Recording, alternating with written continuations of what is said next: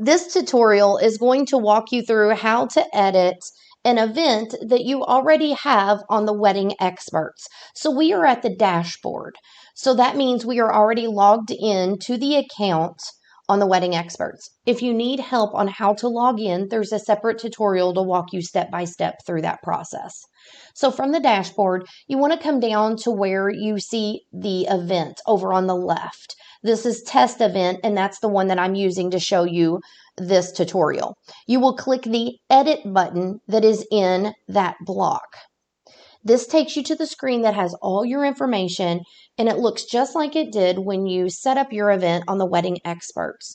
You can make any changes that you need, say that you need to make a change here to the description. Anything you need to change, you can do it, and you scroll all the way down to the bottom and you click the red save button once you're finished. And that's how you edit your event.